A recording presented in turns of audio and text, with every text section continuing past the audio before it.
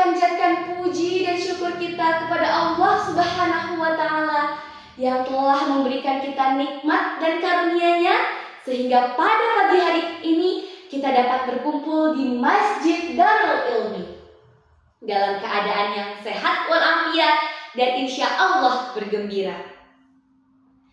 Salawat serta salam kita curahkan kepada bimbingan kita Nabi Muhammad Sallallahu Alaihi Wasallam. Allahumma shalli ala Sayyidina Muhammad wa ala ali Sayyidina Muhammad. Yang saya hormati Ibu Kepala Sekolah, Ibu Dr. Anda Siti Salami MM. Yang saya hormati Bapak Wakil Kepala Sekolah, Bapak Sunardi. Yang saya hormati Bapak Ibu Dewan Guru, Staf TU, dan Caraka SMP Negeri 3 Gunung Sindur yang tidak bisa saya sebutkan namanya satu persatu, namun tidak mengurangi rasa hormat saya meski secuil apapun. Pada kesempatan yang berbahagia ini, izinkanlah saya, Ryan Zita Yuda, selaku perwakilan dari kelas 75, menyampaikan ceramah singkat yang bertajuk Pendidikan Senjata Manusia bersama dengan kedua orang sahabat saya, Ali dan Fatimah. Ohayo, Ali desu. Annyeonghaseyo, Fatimah-imnida. Pada tanggal 2 Mei lalu, bangsa Indonesia, khususnya kaum pelajar dan pengajar, telah merayakan Hari Pendidikan Nasional. Tentu kita sebagai siswa sudah tidak asing ya dengan hari besar yang satu itu. Tapi udah pada tahu belum nih sejarah dibalik Hari Pendidikan Nasional? Siswa kok gak tahu? Rugi dong. Dan apakah kita selaku pelajar Indonesia sudah bisa mengamalkan nilai-nilai yang begitu dijunjung tinggi pada hari besar yang satu itu?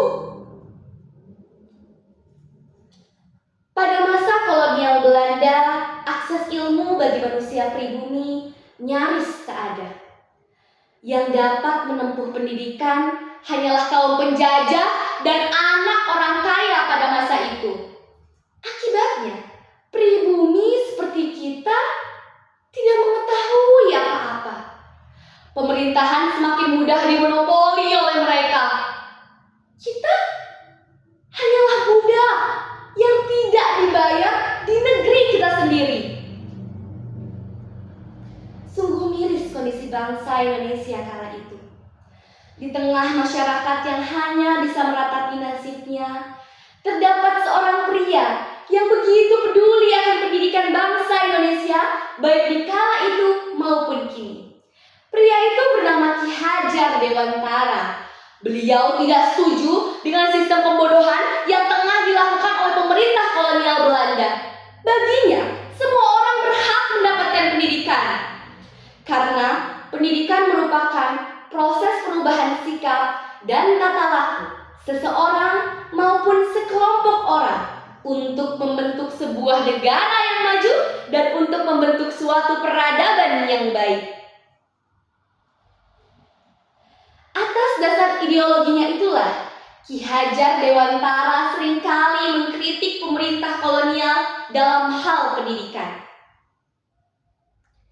Beliau begitu berani menyuarakan ideologinya dengan lantang. Namun, hal itu justru membuatnya berakhir diasingkan oleh pemerintah kolonial. Tetapi, dia tidak menyerah. Ki Hajar Dewantara mendirikan sebuah organisasi bernama Taman Siswa untuk memajukan pendidikan di Indonesia. Berkat jasanya itulah, Ki Hajar Dewantara dapat berhasil memajukan pendidikan Indonesia sampai berada di titik ini.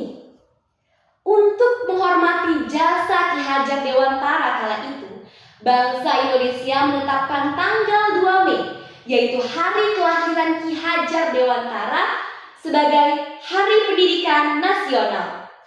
Sungguh heroik bukan perjuangan Ki Hajar Dewantara kala itu? Oh, begitu ya Ryan. Tapi apa yang terjadi pada kita sekarang? Mudah-mudi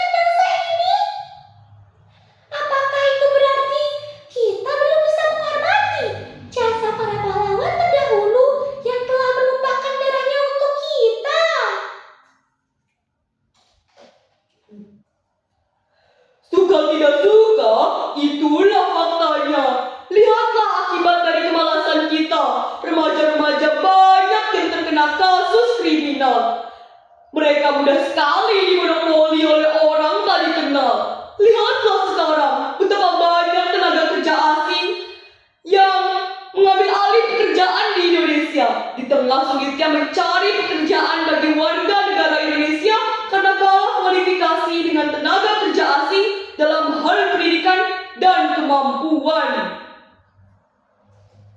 Apakah kita akan terus mempertahankan kemalasan kita dalam hal pendidikan? Padahal sejatinya, tujuan pendidikan adalah untuk mencerdaskan kehidupan bangsa sesuai dengan amanat Undang-Undang Dasar tahun 1945, serta untuk mengembangkan manusia seutuhnya, yaitu manusia yang beriman dan bertakwa kepada Tuhan Yang Maha Esa, serta manusia yang memiliki budi pekerti yang luhur. Maju dan mundurnya suatu negara ada di tangan generasi muda. Negara kita, Indonesia, sampai dengan saat ini masih disebut sebagai negara berkembang yang belum pernah sekalipun di depan halayak dunia mencapai status sebagai negara maju. Untuk mengklasifikasi apakah sebuah negara termasuk negara maju, negara berkembang, atau negara terbelakang, diukur melalui indeks pembangunan manusia, di mana salah satu faktor dari indeks pembangunan manusia merupakan pendidikan, di samping dua lainnya yaitu kesehatan dan ekonomi. Apakah kita tidak ingin menjadi negara maju yang berdaulat di negeri kita sendiri? Mari kita manfaatkan waktu dengan sebaik mungkin sebagai generasi penerus bangsa melalui pendidikan yang sudah difasilitasi oleh pemerintah kita. Saking pentingnya pendidikan, Allah Subhanahu wa Ta'ala berfirman dalam Quran surat Al-Mujadalah ayat 11. A'udzu billahi minasy syaithanir rajim. Bismillahirrahmanirrahim. Ya ayyuhalladzina amanu idza qila lakum tafassahu fil majalis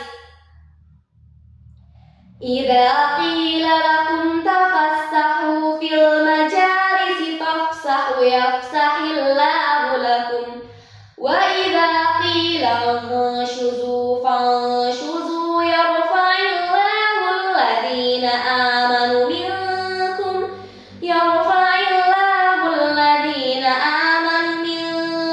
walladhina utul ilma darajat wallahu bima ta'maluna khabir. Artinya, wahai orang-orang yang beriman, apabila dikatakan kepada kamu, berlapang-lapanglah kamu dalam majelis, maka lapangkanlah, niscaya Allah akan memberi kelapangan kepadamu.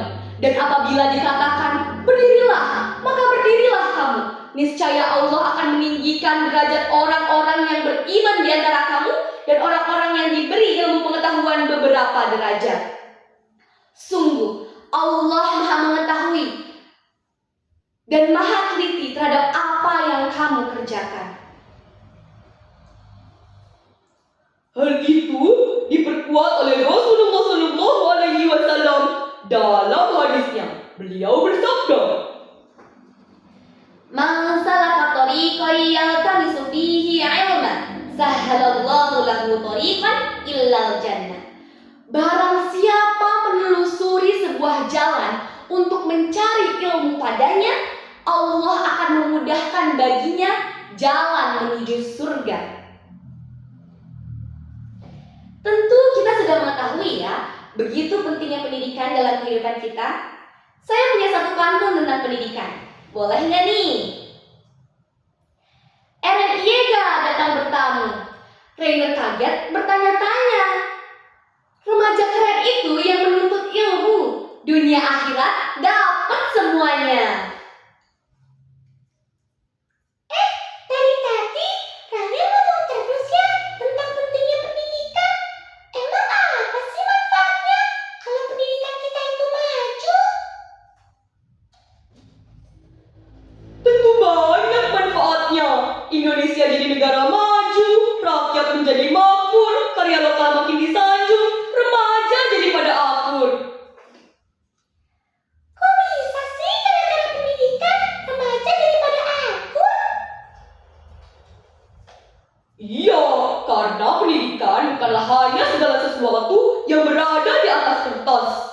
moral juga pendidikan. Oh, begitu ya. Ayo teman-teman, jangan malas belajar ya. Sebelum saya akhiri ceramah singkat saya kali ini, izinkanlah saya untuk menyampaikan sebuah pantun. Gojo Sensei pergi memancing ikan, tak kunjung dapat taunya turun salju. Pendidikan haruslah diutamakan supaya menjadi negara maju. Sekian ceramah singkat dari saya, kurang lebihnya saya mohon maaf. Wabillahi